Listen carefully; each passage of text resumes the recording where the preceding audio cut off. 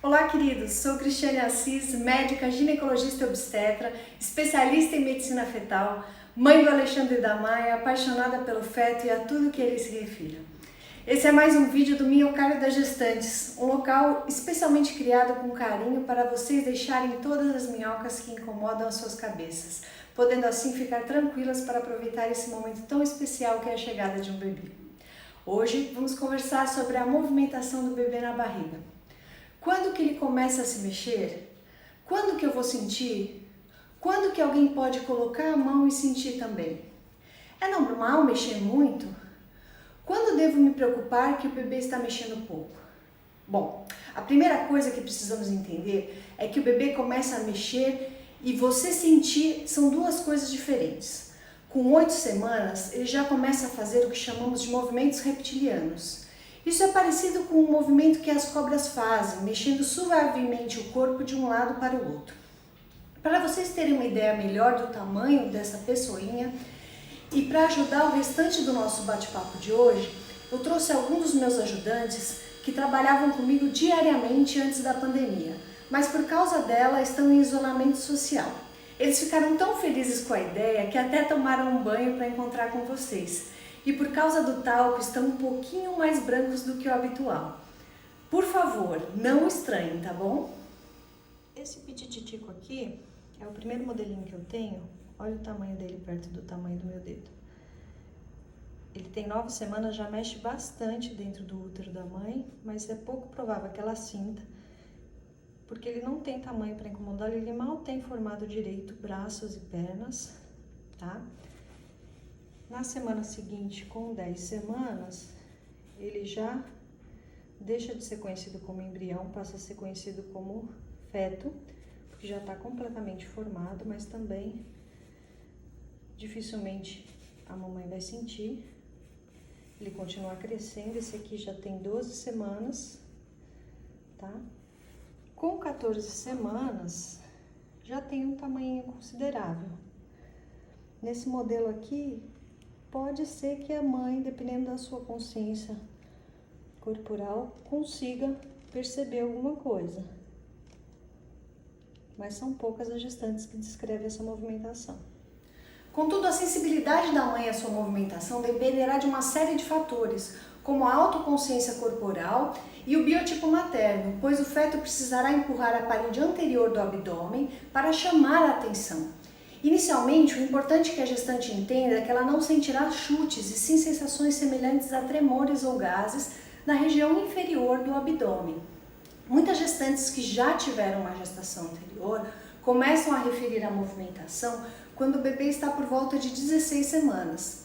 Já na primeira gestação é comum sentir a movimentação por volta de 20 semanas, mas pode demorar um pouco mais, por ainda não entender o que esperar. O certo é que quando o bebê estiver por volta de 24 semanas, com certeza estará sentindo normalmente a movimentação do seu bebê. Quando também será possível perceber a movimentação do lado de fora.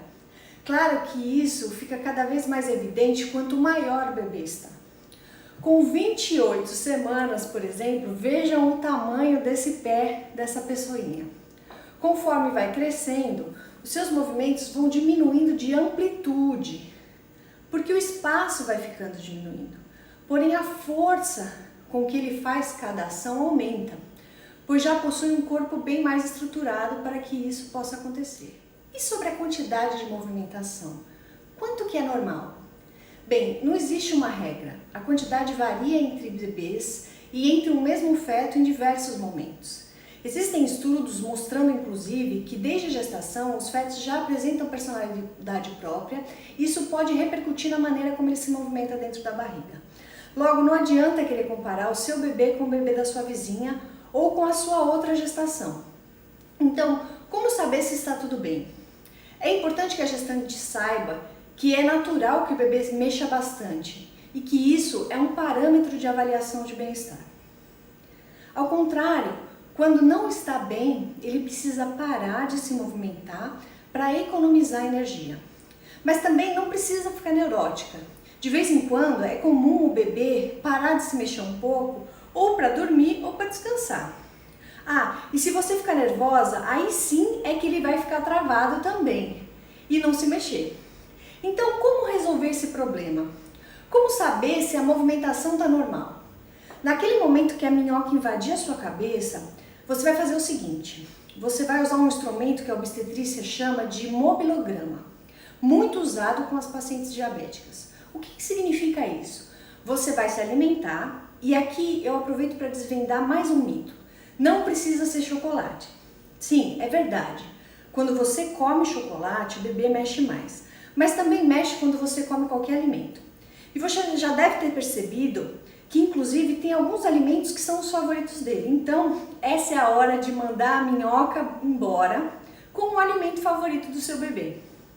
Depois de se alimentar, você vai se deitar para o lado esquerdo e vai contar quantas vezes o seu bebê vai se mexer em 2 horas. O normal é que ele se mexa pelo menos 10 vezes. Caso ele se mexa 7 vezes na primeira hora, você pode parar de contar que está tudo bem. Caso ele se mexa menos de 10 vezes em 2 horas, então, atenção, não significa que há um problema, mas que é importante passar no pronto-socorro para ver como é que está o seu bebê, ok? Pode ser apenas uma preguicinha do bebê, mas é melhor ter excesso do que falta de cautela. Mais uma vez, chamo a atenção para que é importante a autoconsciência corporal. Como eu já disse antes, vocês estão ligadas célula a célula com os seus bebês. Seus corpos estão em conexão de uma maneira única e de uma intensidade que só a gestação permite. Se permitam fazer uso desse instrumento, principalmente quando a ansiedade e a dúvida surgirem. Para isso, se desconectem do mundo exterior e voltem-se para os seus corpos e os seus bebês. Acreditem, as respostas virão mais rápido e mais fácil do que imaginam. Se gostaram do vídeo, deem um like, se inscrevam no canal, ativem a notificação para saber quando chegarem os próximos vídeos. Para mais informações sobre a gestação de uma forma biopsicossócio-espiritual, eu vou deixar na descrição desse vídeo o link para vocês adquirirem o livro Gestação Encontro Entre Almas. Nos vemos em breve. Até mais. Tchau, tchau.